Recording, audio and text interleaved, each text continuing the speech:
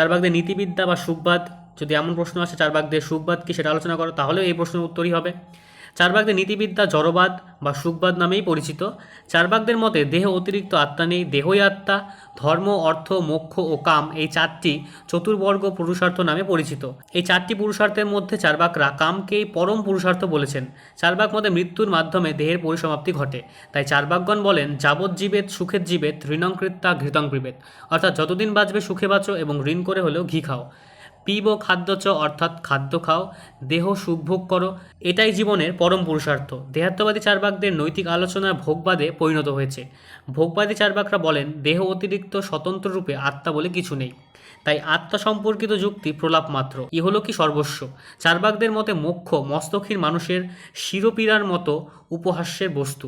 চার্বাক মতে জড়বস্তুর সংমিশ্রণে তৈরি দেহ সুখ দুঃখ মিশ্রিত। দেহ থাকলে সুখ থাকবেই, অর্থাৎ দেহ গেলে সুখ দুঃখের অবসান ঘটবে। তাই মানুষের নৈতিক কর্তব্য হলো দেহকে সর্বান্তকরণে কমিয়ে দৈহিক সুখ ভোগ করা। দেহ সুখ দুঃখ মিশ্রিত। সেই জন্যই চার্বাকরা বলেছেন, দৈহিক সুখ উপেক্ষা করা বুদ্ধিমত্তার পরিচয় নয়। মূর্খ ব্যক্তিরা মাছে কাঁটা আছে বলে মাছ খাওয়া ত্যাগ করে, কিন্তু বুদ্ধিমান ব্যক্তিরা অতি সহজেই কাঁটা বেছে তার সার অংশটুকু ভক্ষণ করে, অর্থাৎ খেয়ে নেয়। অর্থাৎ দেহ থাকলে সুখ দুঃখ থাকবেই। তাই চার্বাক মতে মানুষের লক্ষ্য হওয়া উচিত সর্বত্র দুঃখ কমিয়ে সুখ ভোগ করা। মোক্ষবাদীরা বলেন, সুখভোগ ক্ষণিকের জন্য। চার্বাকরা মোক্ষবাদীর এই মন্তব্য স্বীকার করে বলেন, ক্ষণিক হলেও একেবারে মূল্যহীন নয়, মিথ্যা নয়। সূর্যোদয় সূর্যাস্তর রামধনু ক্ষণিক হলেও এদের অস্তিত্ব অস্বীকারযোগ্য নয়। অর্থাৎ দৈহিক সুখ সম্ভব, কিন্তু আত্মসুখ সম্ভব নয়, কারণ দেহ অতিরিক্ত আত্মা বলে কিছু নেই।